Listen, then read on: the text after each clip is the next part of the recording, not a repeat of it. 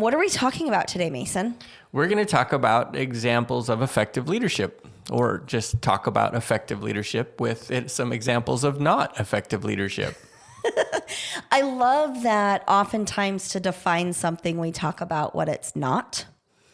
I think that we can learn a great deal by learning what something is and what something is not. Hey, Yoda said, yes, and failure. Failure is one of the best teachers. Okay, go Yoda. That's right. Unpacking Mormonism is a subsidiary of Daisy Girl Communications, LLC. All content herein is intended for educational purposes only and does not replace the advice or counsel of your personal care provider.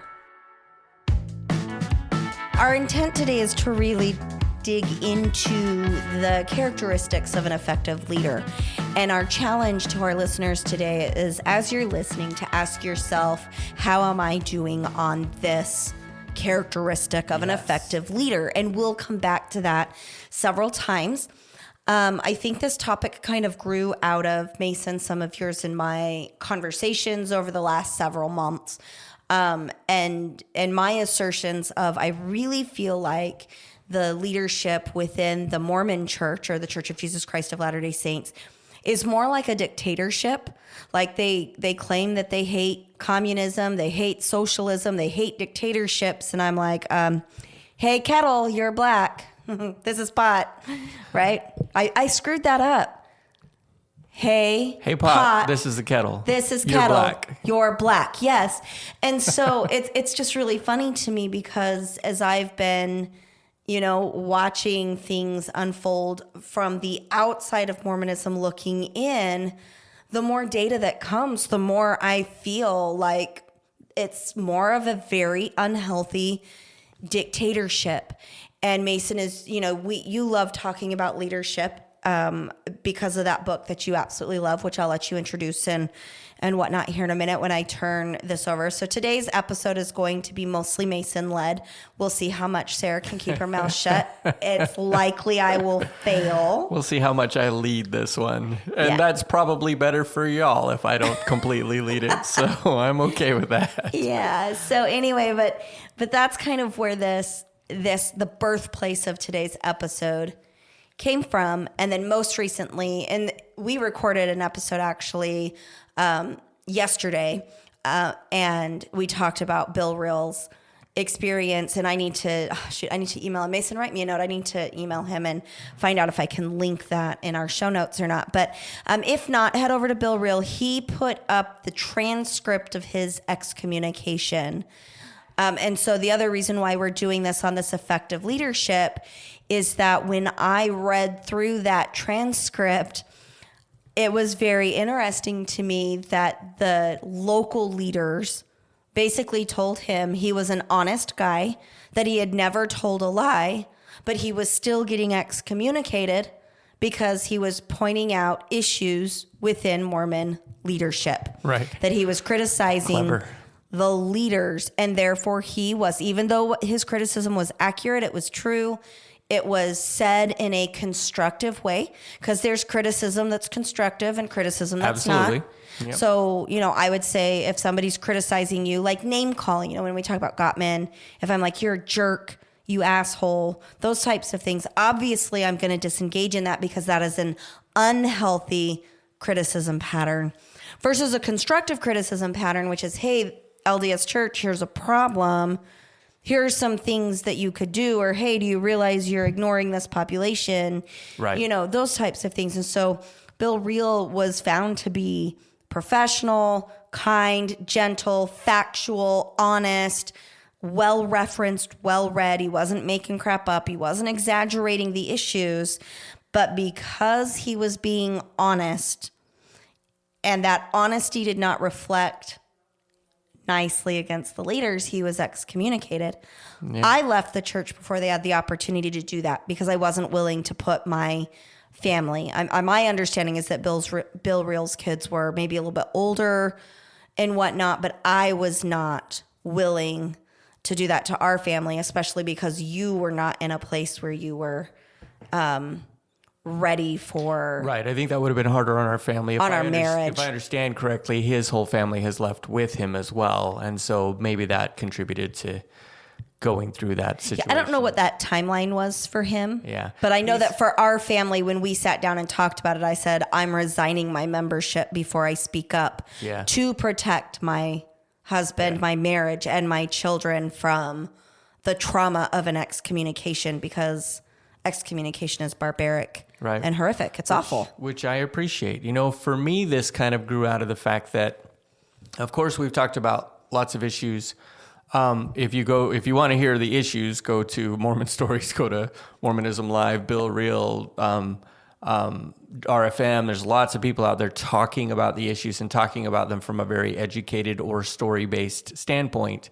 That's not really what we're trying to accomplish here, but it really kind of built out of the fact that I think I could probably tolerate most of what I've learned about the history and about how things have been dealt with if I felt like the leadership was taking ownership of those things. And I don't feel like they're doing that. And so this kind of grew out of that as well for me. So let me just rephrase to make sure I understand. So what I hear you saying is you would be okay with a lot of the sticky historical stuff that would not take you out of the church if there was accountability, ownership, and even apology from the leaders for where the man-made issues are present. Yes. Okay. Yep, that's exactly what I'm saying. I have a hard time. I would have a hard time with that, but I completely respect that. There's a lot of people who are in that I think place. so. I think that the leadership has the ability and even the responsibility, but they have the ability right now to step up in a way that would invite a lot of people back in to the church, people who want to still be involved, but can't because we just don't talk about it. Like Bill Reel, like he talks about all these issues and he gets excommunicated for talking about the issues. Even though he was factually accurate. Even though they didn't feel like he was inaccurate, yes. Yeah. So that's the real struggle right there. That's terrifying if you think about it. You know, it's the same thing with Sam Young.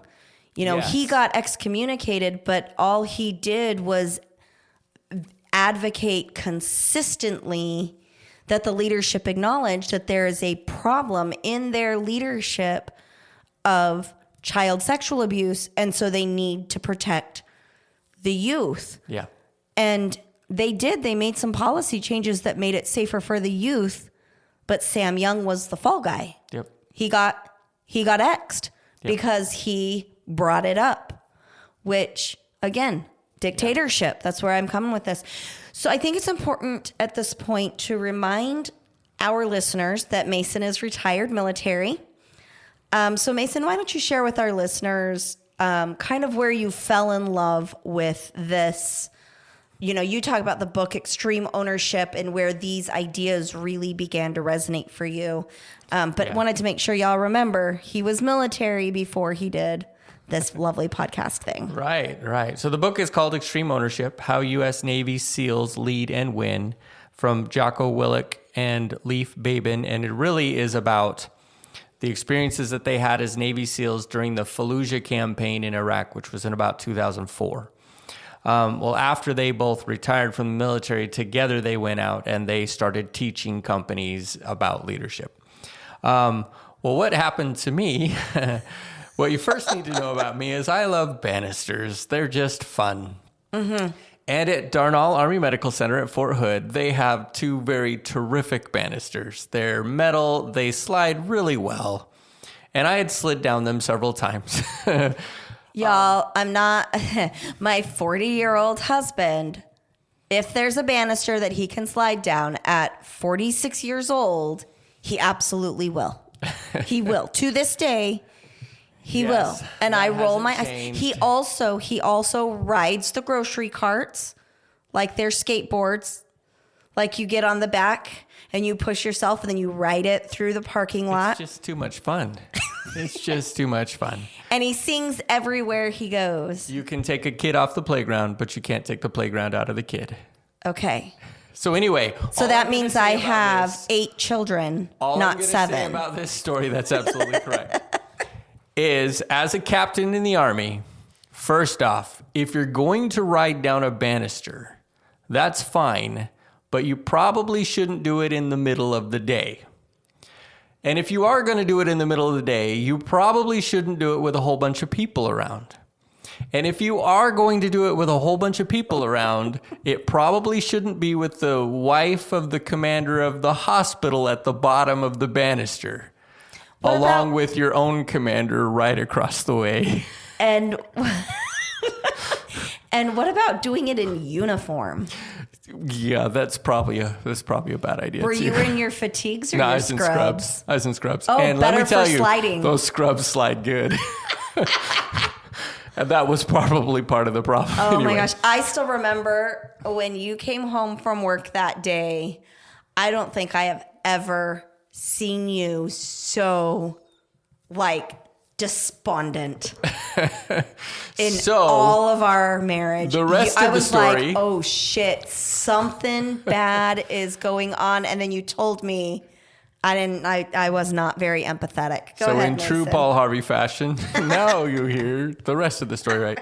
So apparently, I didn't hit the commander's wife, but I landed right in front of her. And because I was going a little faster than I expected, I hit the ground and just kept running. Didn't even recognize that I'd been that close to her, which was kind of stupid. But anyway, so she went right to the commander of the hospital and said, this is what happened. And I don't know what that conversation was, but he was pissed. And so he emailed all the commanders and said, I want to know who this was. And he called security and they had video footage of it. Oh, gosh. And so they pulled up the video footage and all these security guards are like, that's awesome. But they sent out and the head of security looked and he knew who I was. So he's like, he came over where I was working. He's like, I just want you to know the commander of the hospital is looking for you. It's like, okay, that's not good. Well, my commander, the chief of anesthesia, was not happy at all. I wonder I was why. Already in line to go on a deployment to Afghanistan a few weeks after that. And she was pissed. And so she had me get this book. I think she actually gave me a copy of it. And she said, I want you to go through that book. And I want you to write to me what you're learning as you go through this book. So so time out here. When it comes to commanders in the military, this could have gone a lot more south. The fact that you didn't get any major formal dings on anything, and instead you got a reading and writing assignment and the fear of God put into you about what would happen in your military career is pretty profound at the type of leader you had. Yeah. In that moment. There was more to it. I sent an apology email to every commander in the hospital, and I wrote an apology card to the commander's wife and to the commander. And I really went all out to let people know this was out of character for me. Not necessarily the sliding down the banister was not out of character, but doing it in a way that would scare someone or make someone feel like they were put in danger. That is not in my character. And so that went through. And as I went through this book, there's only 12 chapters. And as I learned these principles, I kind of wrote notes and put quotes in. And I really did a full on book report. It's 15, 16 pages long. You still have that? Yeah, that's what I'm looking at right now. Yeah. Oh, wow. You didn't send all 16 pages to your commander. I did, but I sent it piecemeal to her. Oh, yeah. I was going to say piecemeal makes sense. Yeah. So as I read a chapter, I would send it to her, and then I would read another chapter. Do you want to give her a shout out? So that's Ann Mitzak. I believe she's retired now, but she really gave me a blessing in that I was able to learn something about leadership.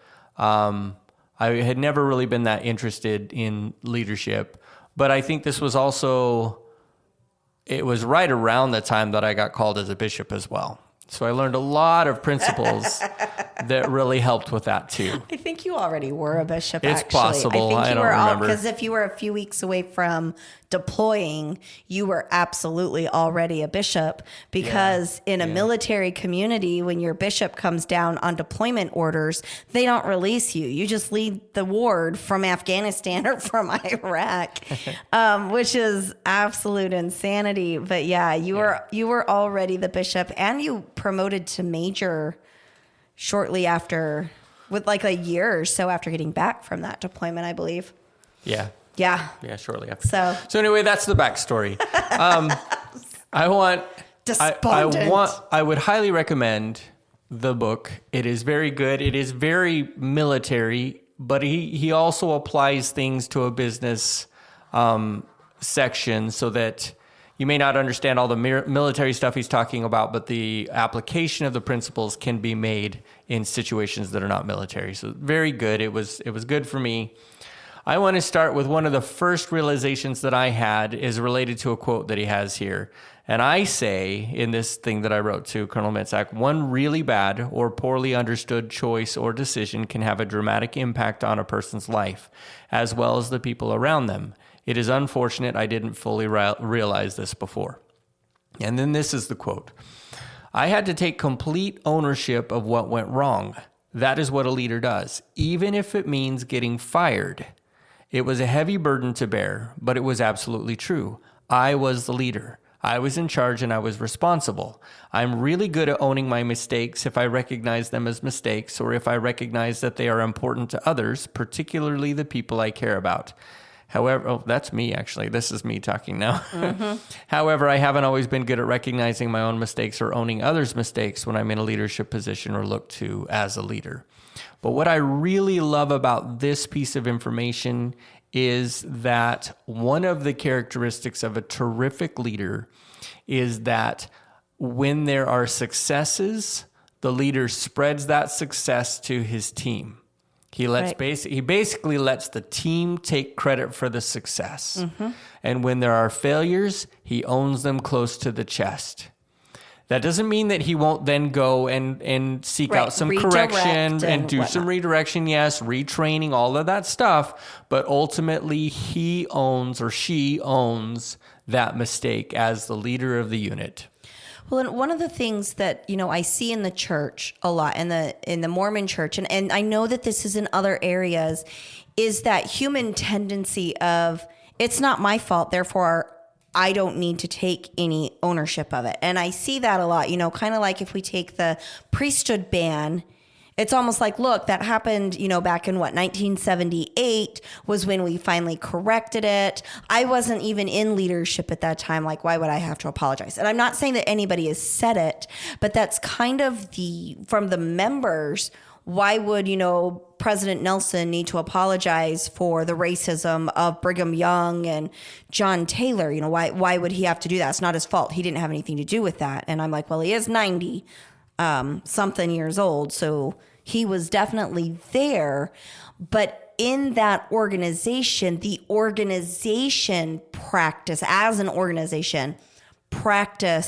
racist things. They believed racist things. They taught racist things, saying we disavow that and moving on without giving room for the harm and the hurt that is a generational thing. Yeah.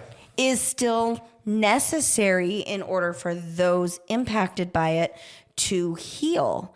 And by not doing so, if you are the person, I'm still like, I don't really know where I believe, but if you believe in God and Jesus, apologizing, in this life in an effective way for harm that you didn't directly cause, but that was still a part of the organization you now lead, that healing in this life would bring more people to God, because healing makes it so that you have increased spirituality and connectivity. Again, I define spirituality as our ability to connect with the other living things around us. Other people would have a different definition, and that's great. But healing improves that functioning, that trust, that connection. So it's really confusing to me why the Mormon Church wouldn't make an overt, clear policy on that, why they wouldn't take extreme ownership, even if they were not directly involved in the decisions that were made or the teachings that were taught during that time period.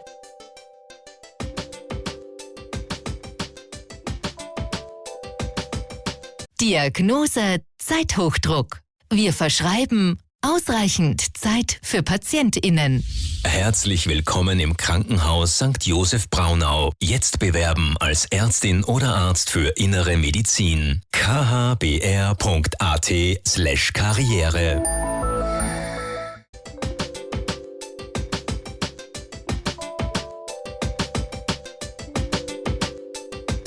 Right, and part of the reason is because they feel like it undermines, if you undermine previous leaders, you undermine yourself. And there's something to that, but there is still a way for them to overcome that. But, oh shoot, I was going to say something. What was it now? I can't remember. Me either. Shut up. Oh, goodness. For me, it feels like a true and honest apology, even if you have to do it on a regular basis over something that happened a long time ago. What it demonstrates is that you recognize that there's still pain over that previous policy. You recognize that there are African Americans or blacks or Indians or Native Americans or people of any kind of race or color that still struggle with and still feel pain from the fact that this church did not allow them to be full members until 50 years ago. Right.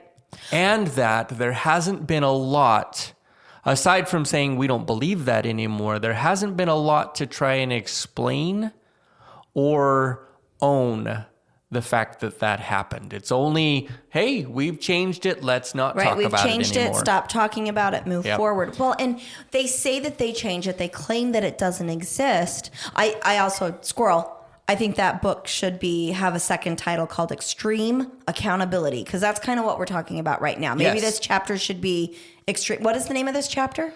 Effective Leadership. Oh, well, I'd say extreme accountability. So one of the things that was very interesting to me, I did not, as a white woman, I did not realize just how bad the racism within the Mormon church still is until we adopted our daughter who is black. And, for me, it was almost a badge of honor when Eric was little, because Eric was from Mexico. Like, his heritage is Hispanic and Latino.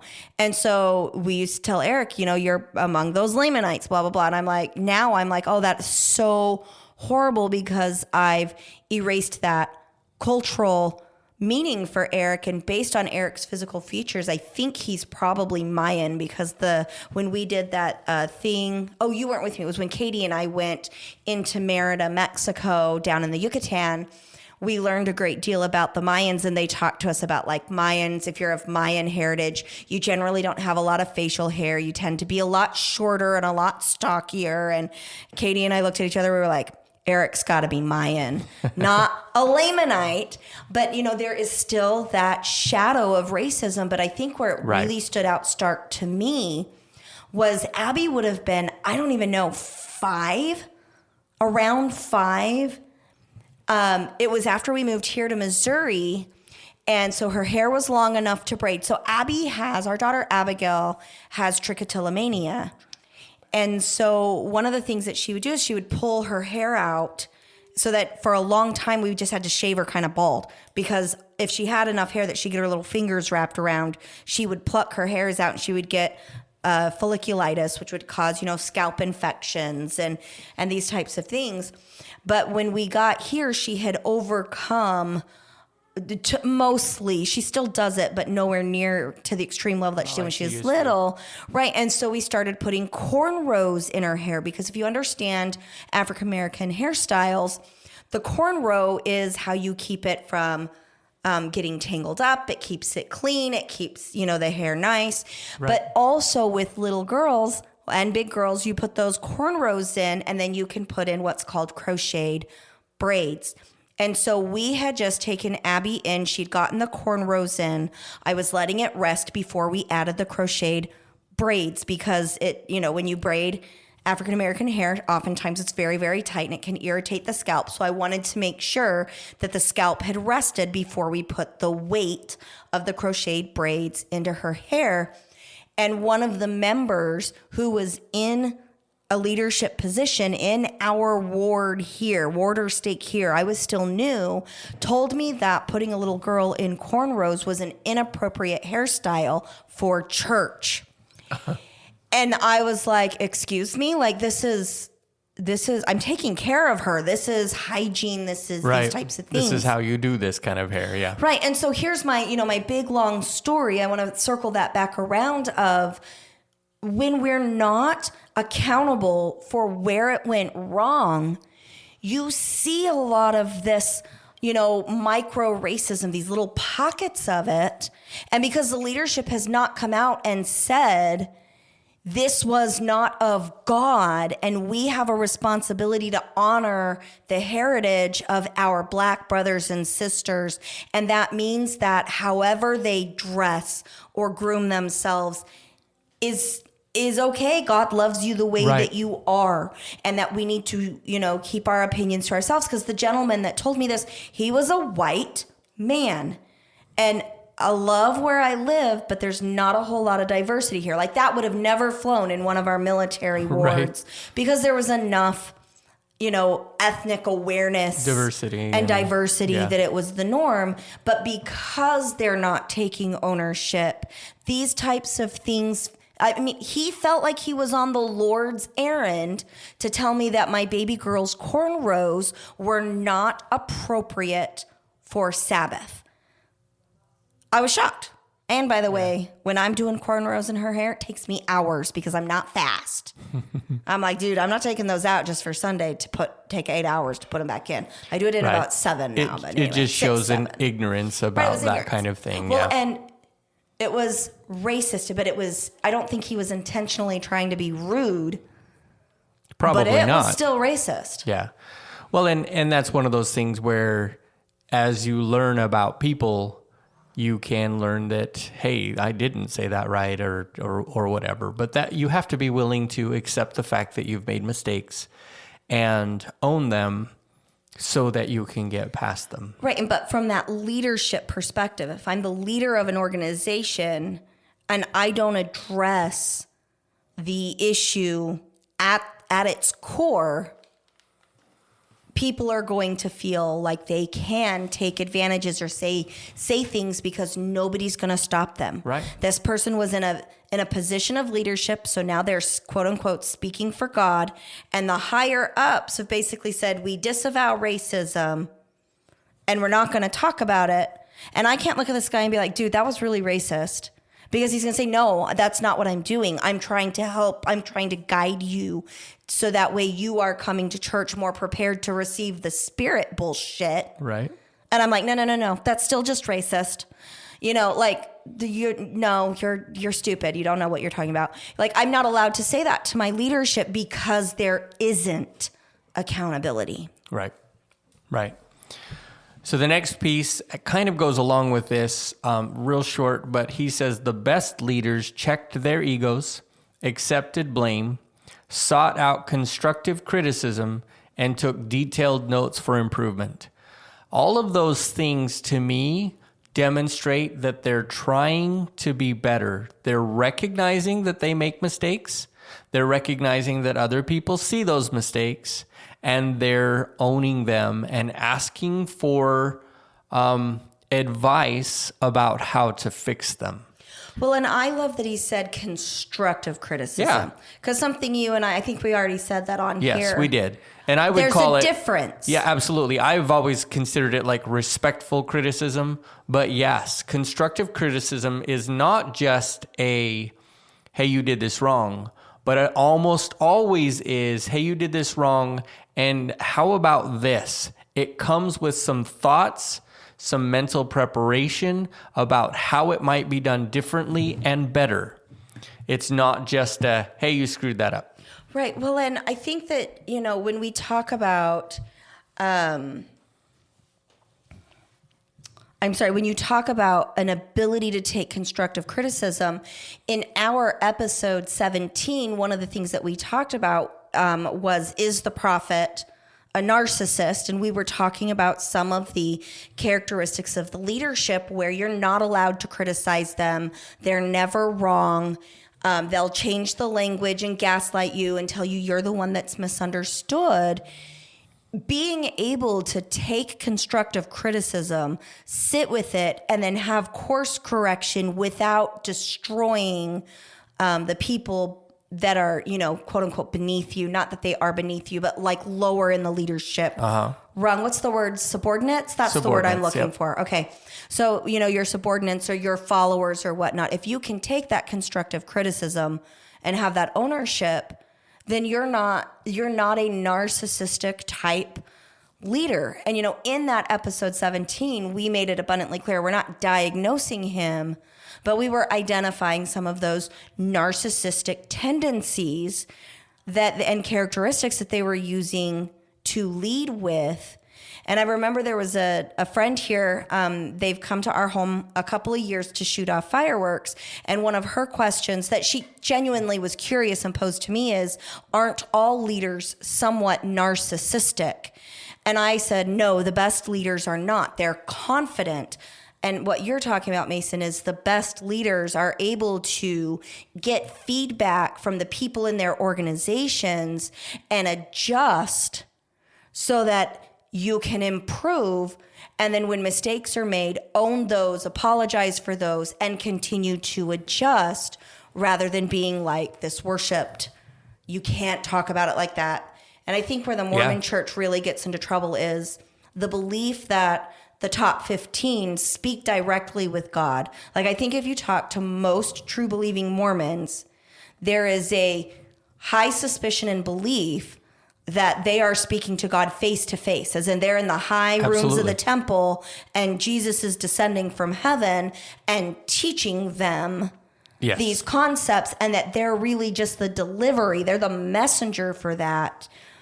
I mean, that if they're saying, hey, I'm telling you what Jesus told me, well, then it makes sense why they're falling into these narcissistic tendencies where we're not allowed to criticize, because criticizing a leader versus criticizing Jesus, there's a belief pattern there that makes that more difficult. Yeah, well, and I think that the real concern with that one is that if you're holding yourself up as, I talk with Jesus and that's why I tell you what I tell you, there's no accountability from anyone else.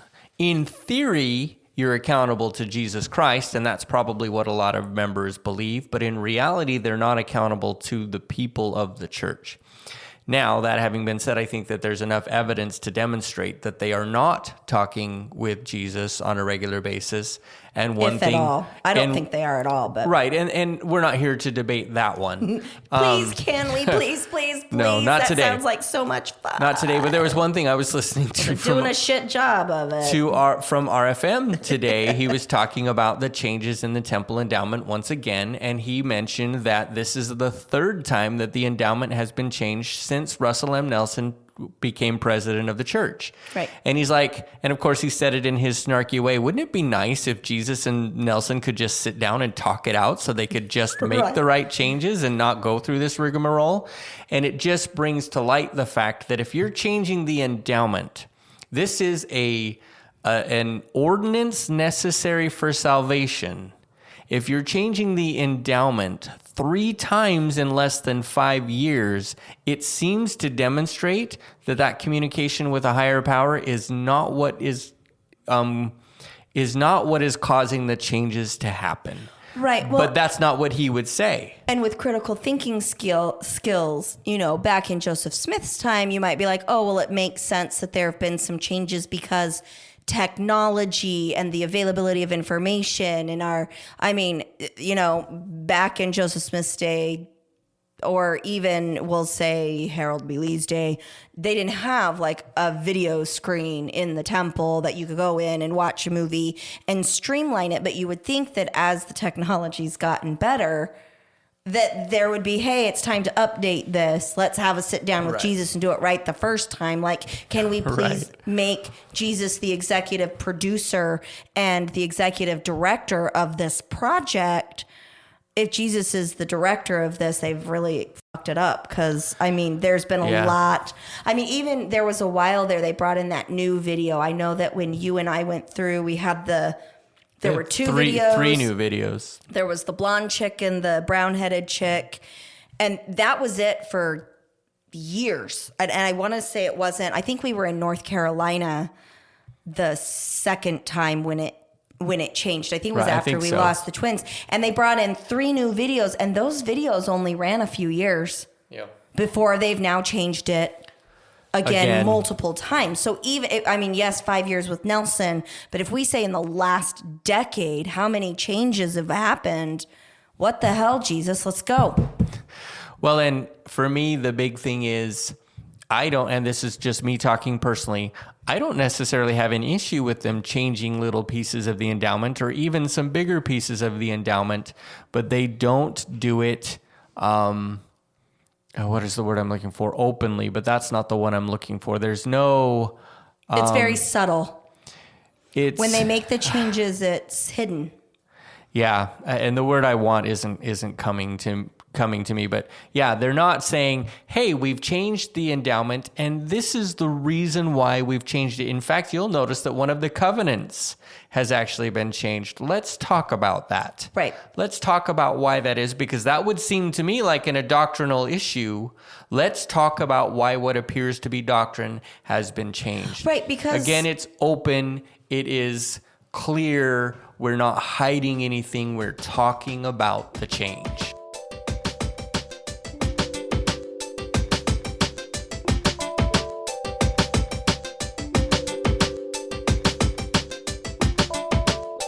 Diagnose Zeithochdruck. Wir verschreiben ausreichend Zeit für PatientInnen. Herzlich willkommen im Krankenhaus St. Joseph Braunau. Jetzt bewerben als Ärztin oder Arzt für innere Medizin. khbr.at/Karriere.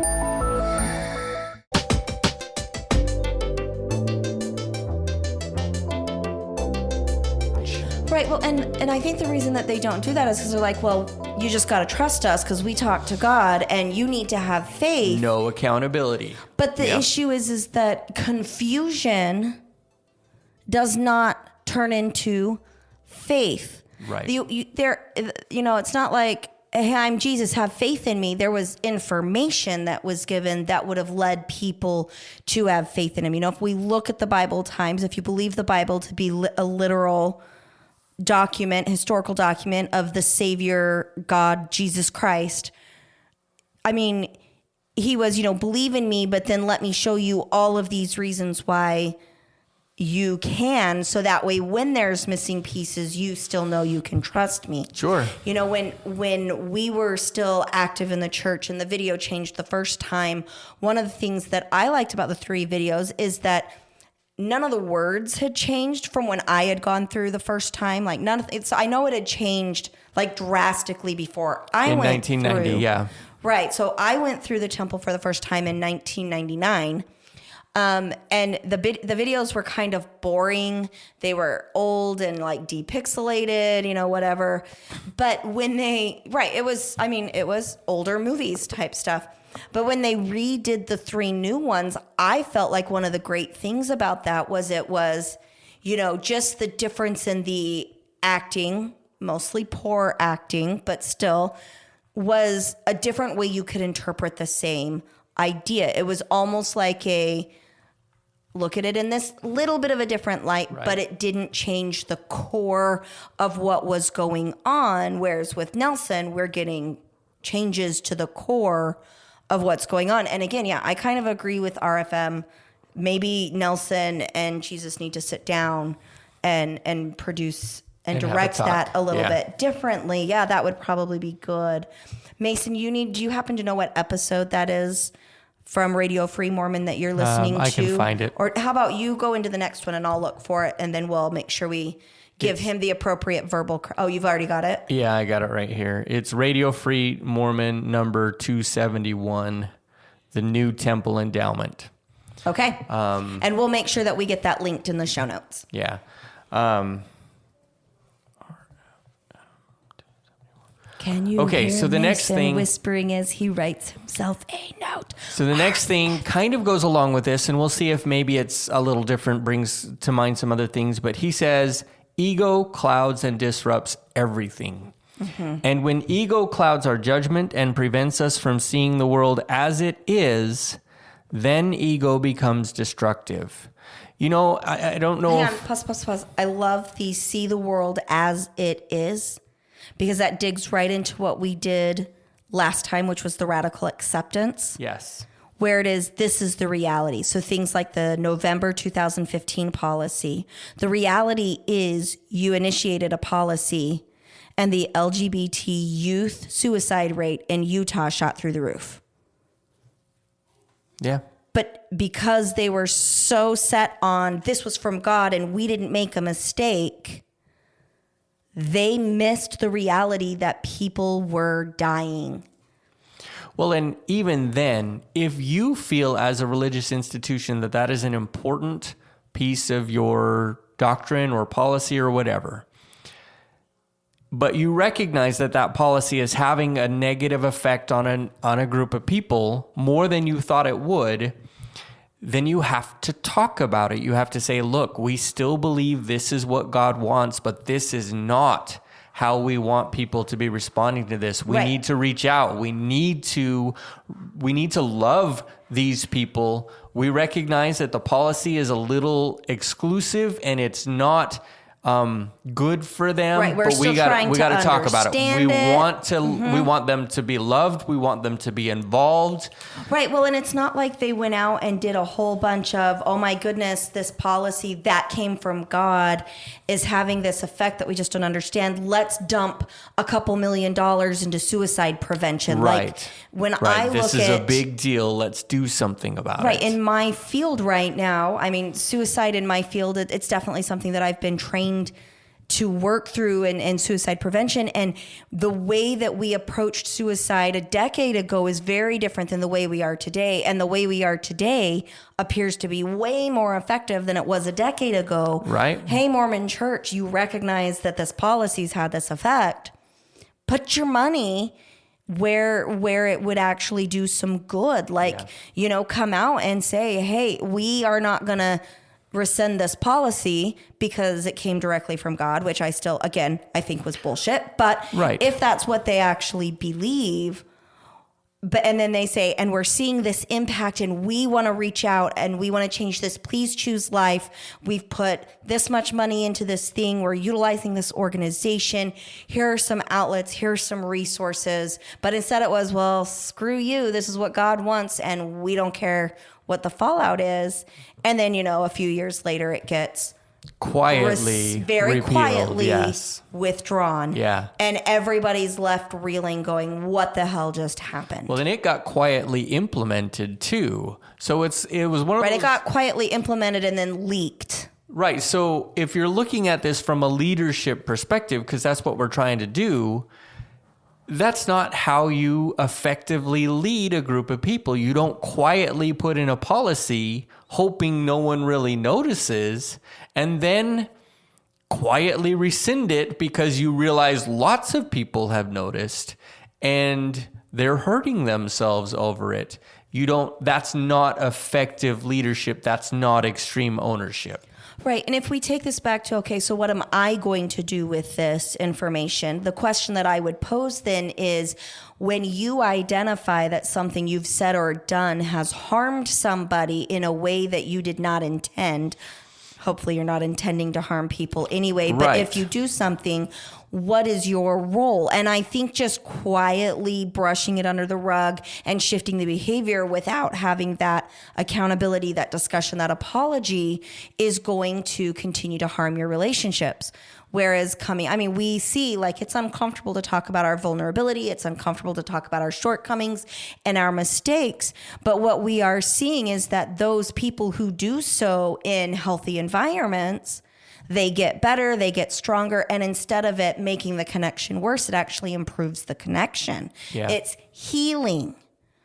And it's like the Mormon church is still a teenager and can't figure out, hey, you got to grow up and recognize, this was not our intent, but it's pretty apparent. Like there's a strong correlation that this policy just blew a problem into a place that we didn't want it to. Yeah. What can we do? And to overtly and loudly speak out against that and say, hey, we see this pain. Our hearts are breaking. They've got what, 130 to 180 billion dollars. They could have said something along the lines of, we're going to put even $500 million into suicide research specific to our LGBT brothers and sisters. We want you to live. Right. What a great effort to try and heal something that they fucking suck at. Right.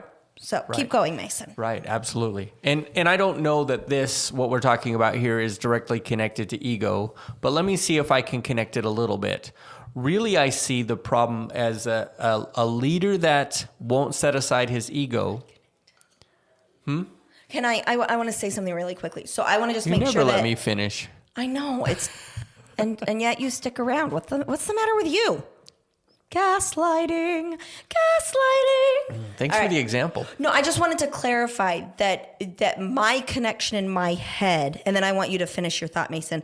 My connection in my head was they gave this policy and the leader's ego stopped them from being able to say, like, they lied and said, we were all in the room when this policy was done. Well, we have information. Go back to some Mormonism Live. We'll have to find that episode and tag that one in here as well, where like Christofferson was obviously not in that room, like those. So they lied about it. But instead of saying, hey, we understand this policy is icky, we're going to throw people under the bus and we're going to say that they were in a place where they weren't. And we're going to do this. We are not going to admit, our ego is too big to say, hey, we didn't handle this very well and we didn't enact this policy very effectively. We're really sorry. This is what's going on. Their ego stopped them from owning that it came out the door in an unhealthy way, and then they lied about who was there and how it went down and threw people under the bus. That's in my opinion an ego issue. Now you do your connection. Right. I don't know that it is an ego issue, but it certainly could be. What the connection for me is that if they are not accountable to anyone, then they don't have to. If President Nelson could get fired. Oh, that would be awesome. If the church leadership could say, you know what? We're not okay with this policy. We're not okay with the way it was implemented. We're not okay with the way it was taken down. We want some change in the leadership. If the church could do that, and the church could, back in the 1830s, there were many times where the church voted and said, no, we will not accept that person as a member of the first presidency. We will not accept that person as a stake president or whatever. That happened in church history. So the possibility exists, but of course it hasn't happened in a long, long time. Right. If the church could say, he needs to go. Well, if the church could do that, then accountability exists and they might handle the situations in a much more appropriate way. But because it doesn't, they don't have to. They're not accountable to anyone. Yeah, well, and it just brings up this question in my mind, like, we know that like Thomas S. Monson was cognitively deteriorated for a while before he passed away. Like they talk about like he would watch, what is it? The Bob. Yeah, what about Bob? What about Bob reruns and drink hot chocolate and he didn't speak very much at the pulpit, and they stopped him from that because there was significant Alzheimer's or dementia or whatever. And sometimes it makes me wonder, like, President Nelson seems like he's cognitively all there, right? But is he? I don't know. Sometimes not accountable. Sometimes it's subtle. And there's almost this, well, because they're the prophet, and we've already said a prophet will never lead you astray, so on and so forth. And then we had the Gordon B. Hinckley, I think it was when he was on Larry King Live. It was like, isn't it great that we have all these people with so much life experience and wisdom? And I think it was Larry King Live said, well, as long as they're not senile. And it was almost this, well, none of our leaders are senile. Isn't that isn't that proof that they're men of God? And I'm like, but they hide how senile they get. They're hiding the Alzheimer's. They're hiding the dementia. So we don't actually even know. That seems like a protection of the ego to me. Yeah, absolutely. And maybe it's not, but it certainly seems that way. And this is not a unique situation. When Spencer W. Kimball, the last couple of years of his presidency, him and both of his counselors were so sick they couldn't hardly be involved. So they called a third counselor, who was Gordon B. Hinckley, by the way. And he basically led the church as a third counselor for a year or two during that time. Same thing happened when Ezra Taft Benson, who was the next prophet, got to the end of his life for a year or two. He was not able to lead the church, and his first counselor led the church, who was Gordon B. Hinckley. And then Howard W. Hunter was only prophet for a year. And then who was the prophet? Gordon B. Hinckley. So there's no ownership of the fact that the prophets also suffer from normal sickness like Alzheimer's. We don't accept that. We don't go, you know what? He's suffering from early dementia. Or from not even or frankly, early, but full Alzheimer's. Right. Or frankly, he's just really old and tired. Can we just let them rest? Diagnose Zeithochdruck. Wir verschreiben ausreichend Zeit für PatientInnen. Herzlich willkommen im Krankenhaus St. Joseph Braunau. Jetzt bewerben als Ärztin oder Arzt für Innere Medizin. khbr.at/Karriere.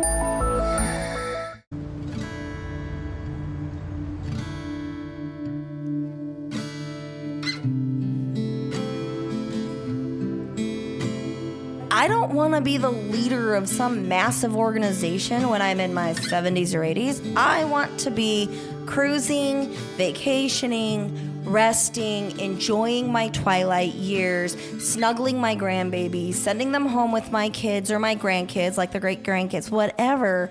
Like, why are we doing this? I saw somewhere, and I don't remember where somebody said, how about we put like an age cap on the prophet of the church and have them retire into emeritus status, because we are literally being led by many senile old men, which, hey, maybe that's how come we've got this issue. But again, we've got the ego in this standpoint of prophets don't retire till they die. Right. And God won't take them from the earth too soon. Until he's ready. Yeah. And I'm like, God, you know what? You are an unorganized dude.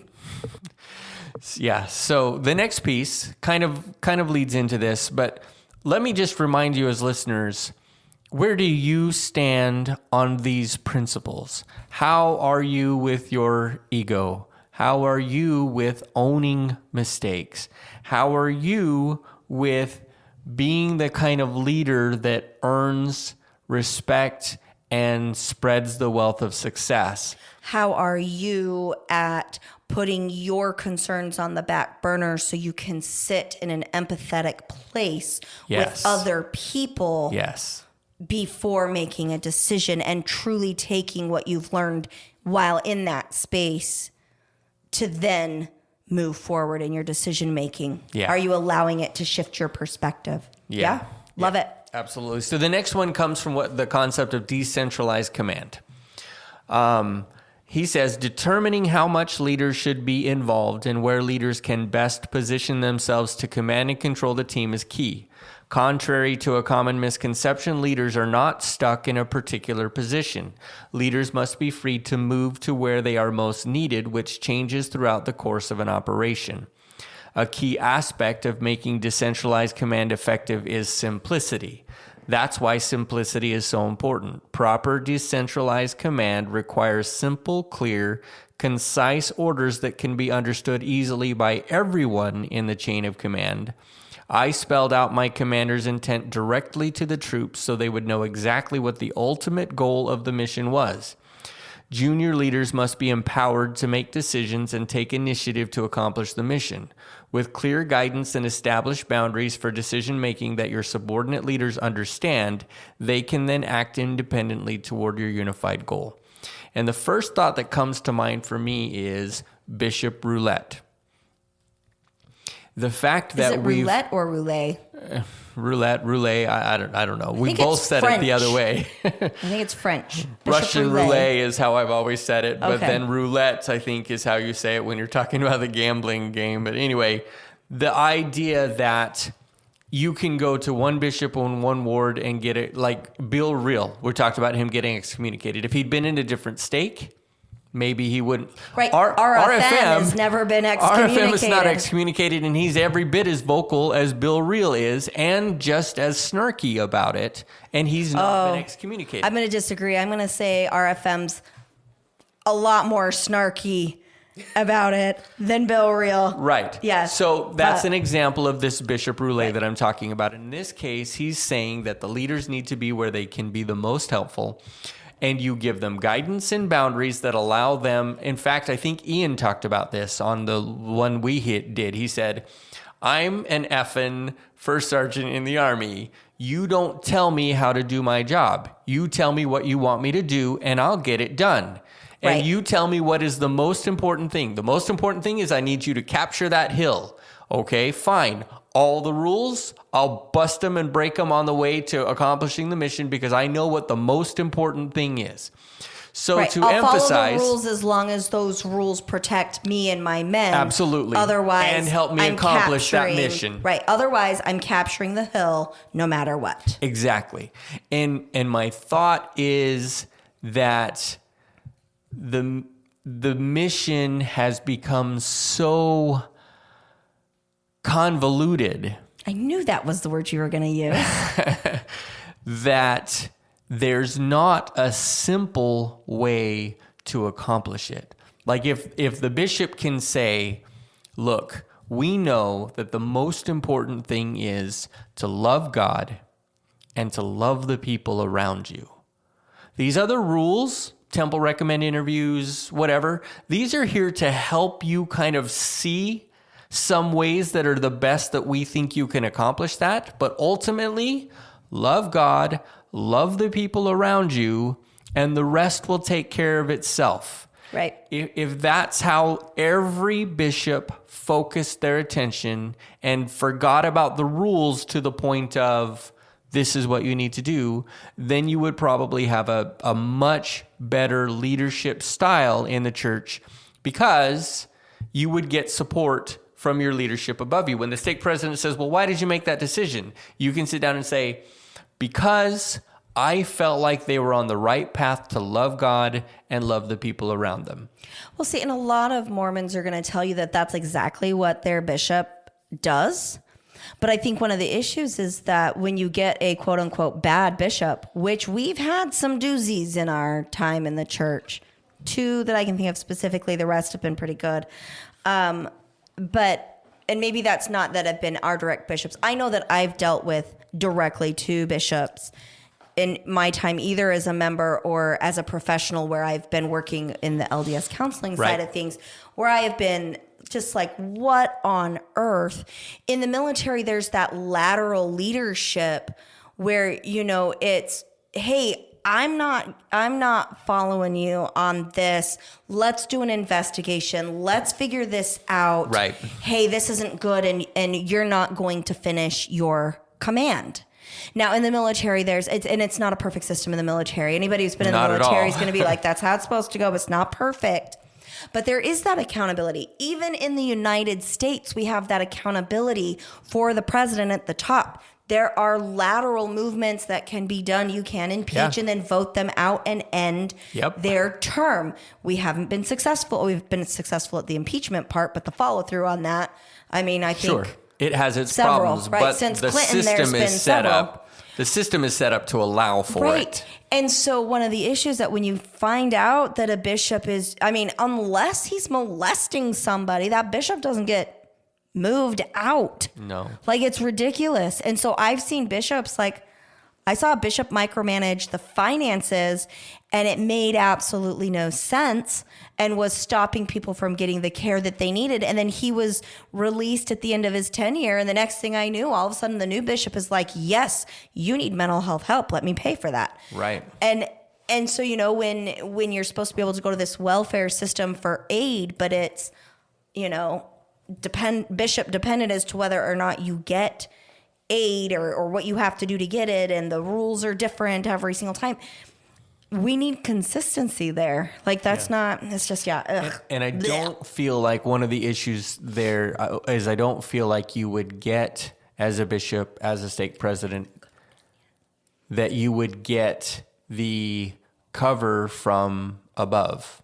Right. Right. I think you actually just kind of mouthed it to me, right? The concept of cover down is a military concept that you cover from the top. The leadership's responsibility is to cover everyone under them and make sure that they stay safe. Right. And it's not just that they stay safe. I know that when you're not in wartime, one of the things I loved about the military was, you know, are you able to take care of your family? Yeah. Are things going on? We want to make sure that your life is as stable as it possibly can be so you can focus on the mission. And when you have a good chain of command, it works beautifully. When you have a bad chain of command, it doesn't work so good. And there are people, lateral movement, that can hold them accountable. Right. Not a perfect Whereas system. In the church, it's more cover up.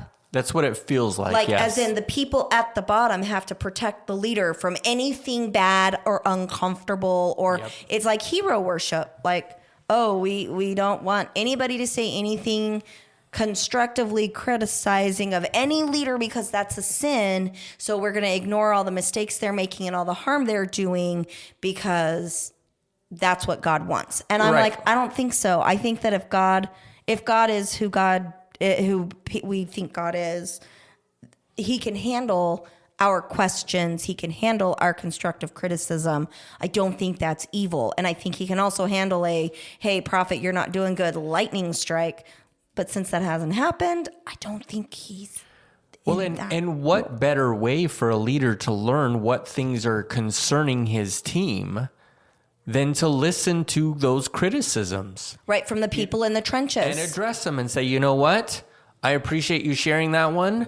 That one I can't fix. Or you know what? I appreciate you sharing that one. Let's talk about how we can do it differently.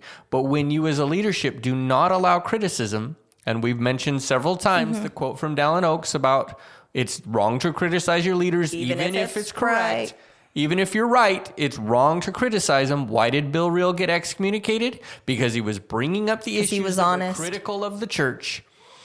If you don't allow for that criticism, you are out of touch with the people in your team.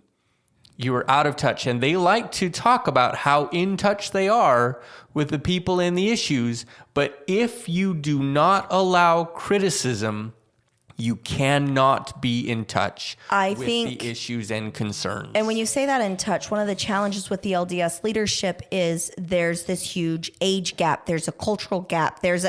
They would not know how to survive outside of that bubble. Like if you pop them into the middle of a community and they're no longer the leader of the church and they're expected to be good neighbors and whatnot to, you know, go plop them in the middle of New York City and say, be a good neighbor and don't judge and blah, blah, blah. I don't think they would survive very well because they have not lived in the real world for a really long time. True. And that's why the criticism is even more important, is because if you're disconnected, because you live a different way, you have to be able to hear what people are talking about or you're not going to know. Right. It's almost like, so, you know, you and I have joked about the Mormon, like the Utah Mormon bubble. And it's really that bubble comes from these small pockets of highly religious communities. You see that it's not just a Mormon thing. You can see it. I remember living in a community that was very Baptist and it was like just this little Baptist bubble inside it within that community, this like subculture inside the outer culture. And when we look at these high level leaders in the Mormon church, they're like a bubble inside a bubble inside a bubble because they're just so protected. And that kind of leads me to my question, Mason, is the return and report, is that something from your military career, or was that something that came from LDS? Because I remember when we were in Ward Council in North Carolina, there was a lot of return and report. Oh, that was a military ward. Is that a Mormon thing or a? It's from the temple. Oh, duh. Yeah. I don't know that it also doesn't exist somewhere else, but where I know it from is from the temple. Right. Well, if I look at the military, if you're talking about what's going on downrange, your job, you had your downrange usually means a deployed setting. Right. You're deployed and maybe in the trenches, and you had a radio person or a communication specialist. And their job is to radio back to the command center what's going on there. And there's this reporting up the chain of command so that the commanders who are not on the battlefield can make the best decision. Right. It's like 30,000 foot view. Right. So it's like, hey, I've got, platoon A and B giving me this information, but platoon C, so Charlie, whatever, CD, whatever. Mason's giving me these things like, yeah, you're getting your words wrong. I was a military wife, y'all. But so anyway, you look at Charlie Company, Alpha Company, Bravo Company, and they're saying one thing versus Echo and Foxtrot companies. I'm now up here. Okay, I have to take that data and I have to make a plan based on what I'm getting from the private first classes and the specialists, and at the very bottom, they are my informants. Yes. And I trust them.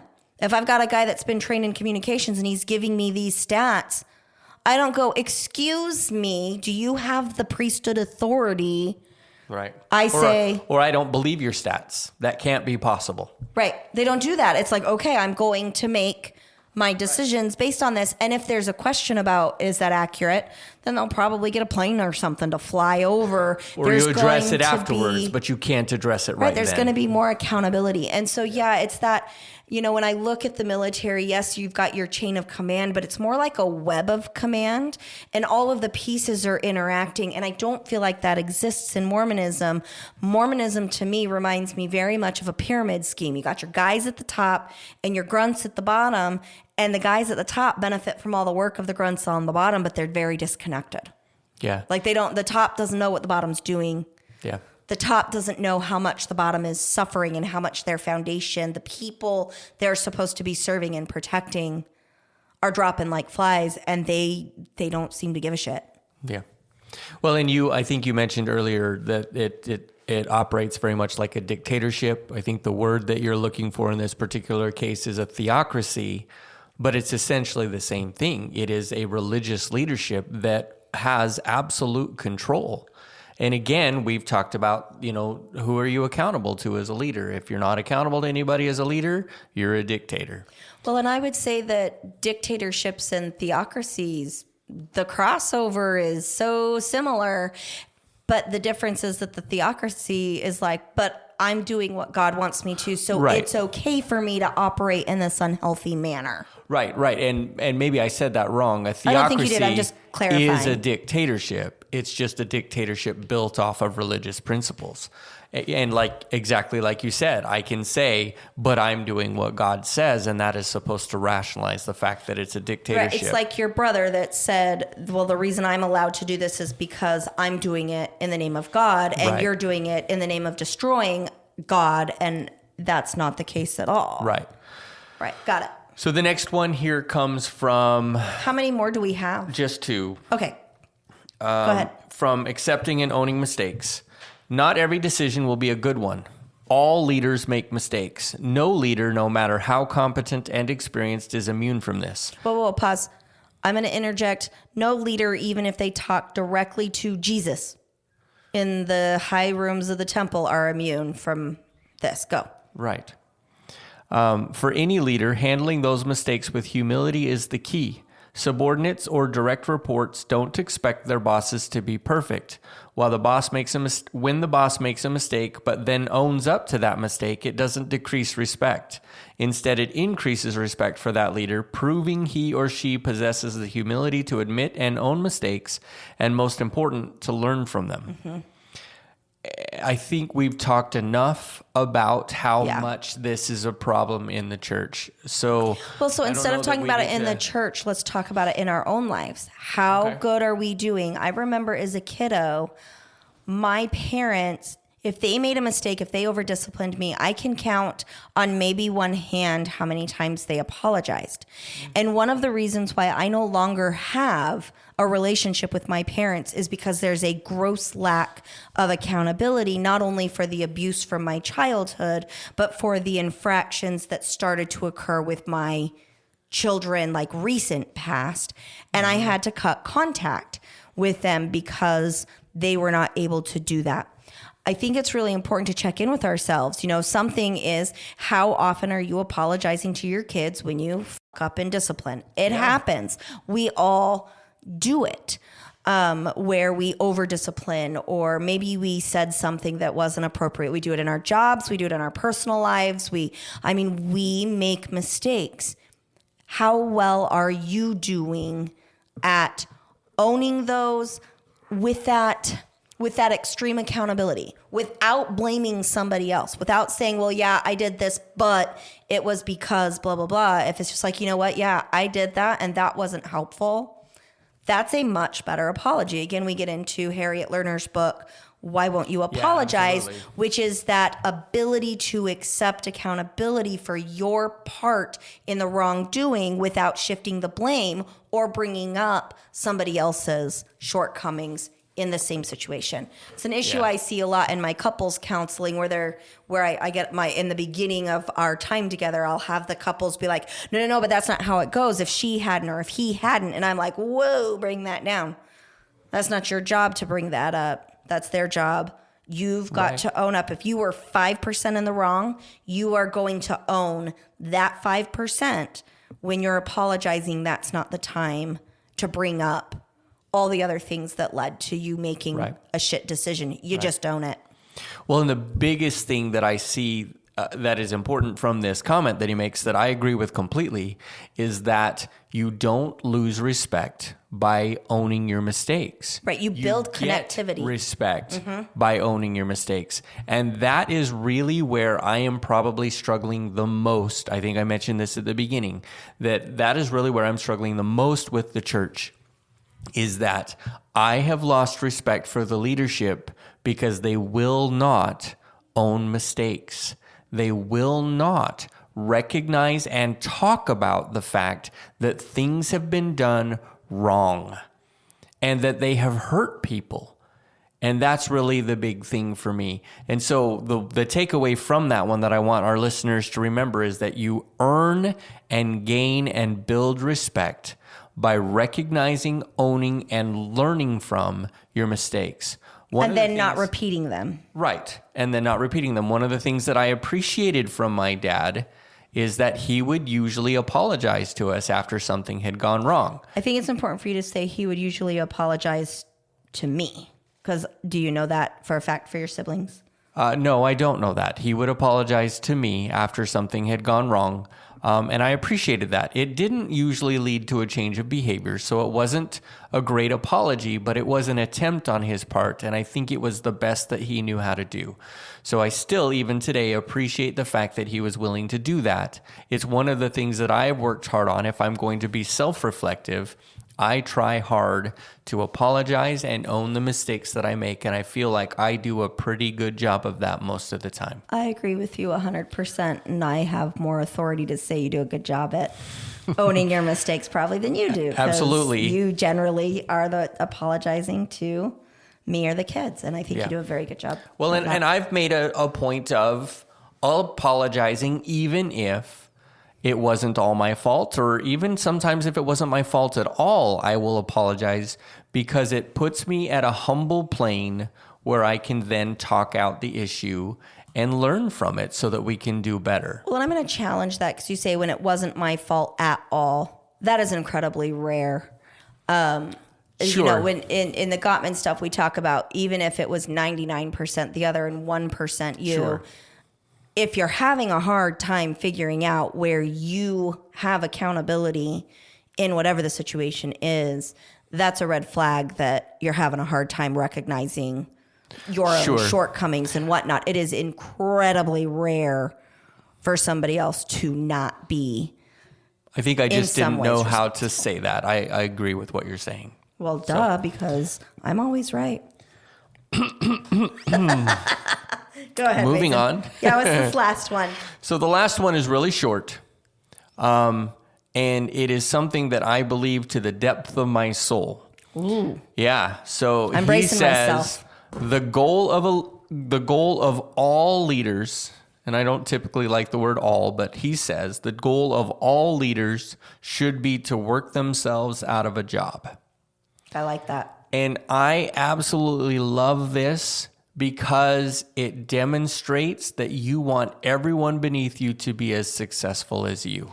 Well, you're also training your replacements. Like if I take this and I say the goal of a good teacher is to train your replacement. Yes. Yeah.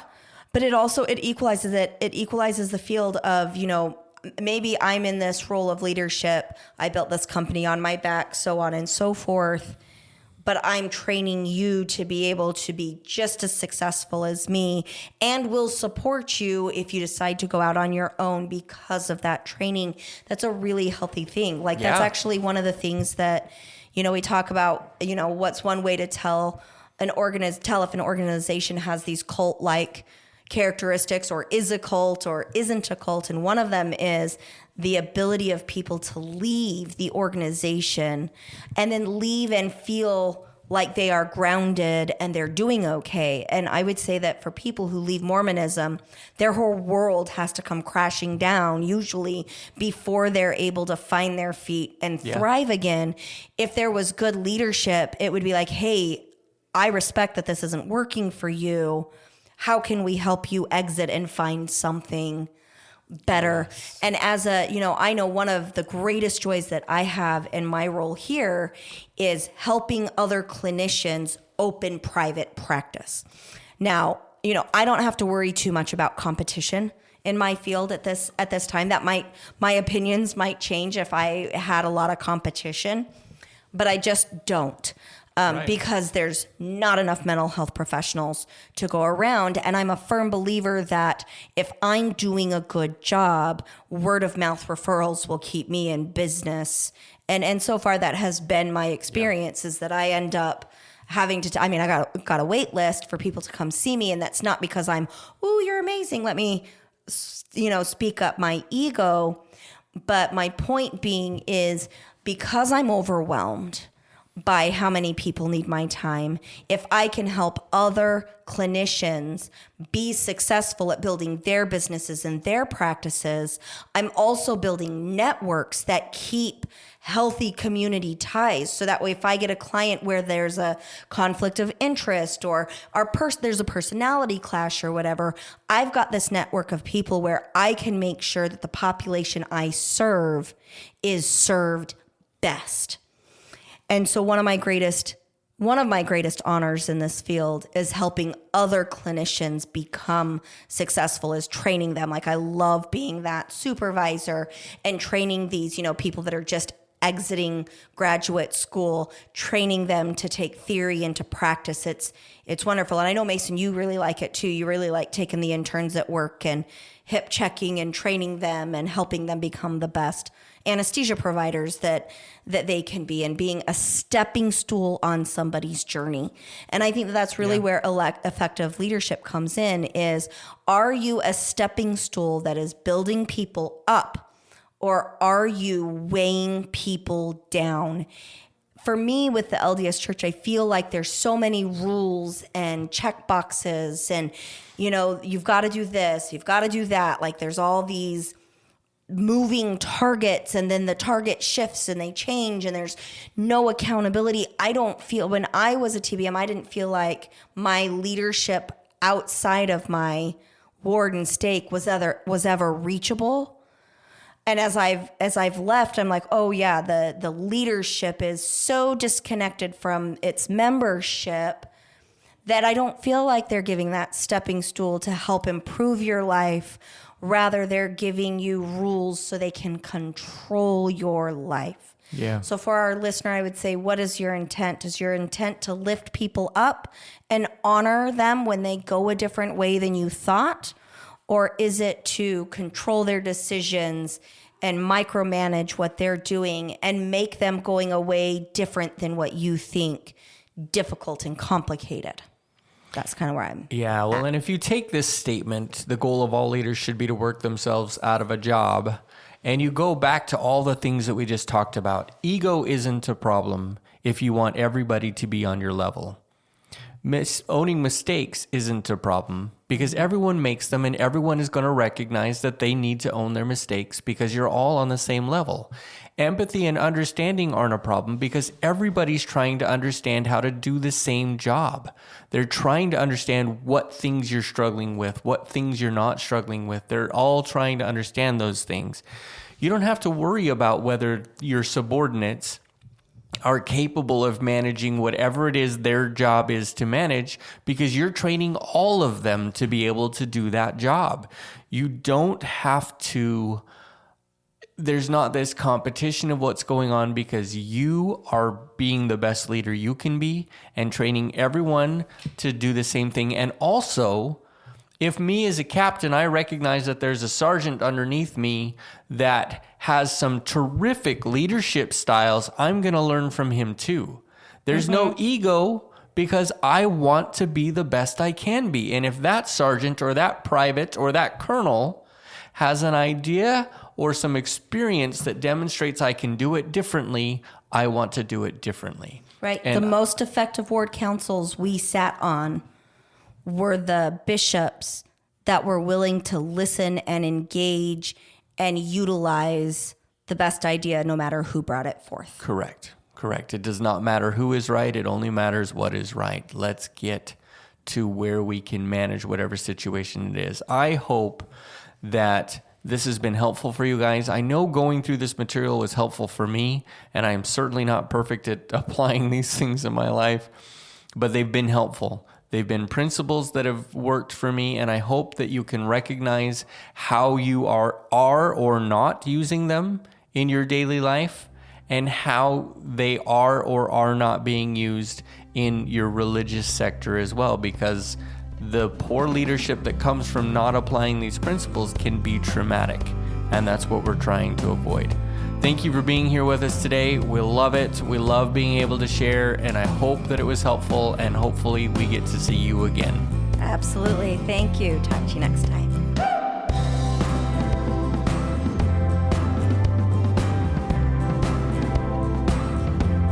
Today's episode was hosted by Sarah and Mason Westbrook, produced by Daisy Girl Communications and Alex Vidalis. We would love to see you on our Unpacking Mormonism and Other Religious Trauma Facebook page.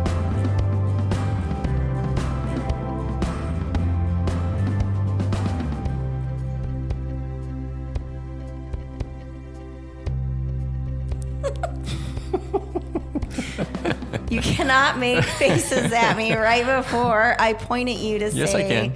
We're going live. I just did.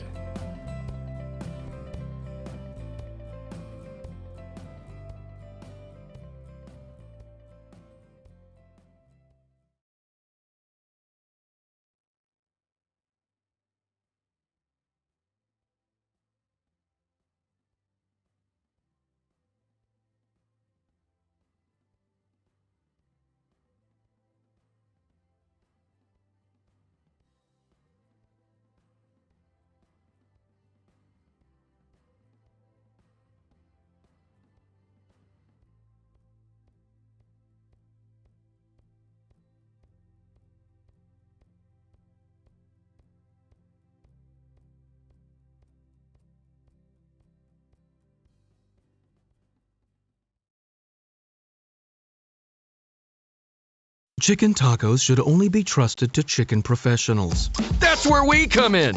Introducing Zaxby's new chicken finger tacos. One comes with pico de gallo and creamy chipotle ranch.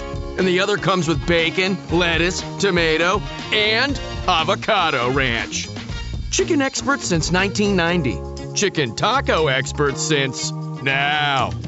Order yours today in the Zax Rewards app. Woo, saucy! Zaxby's.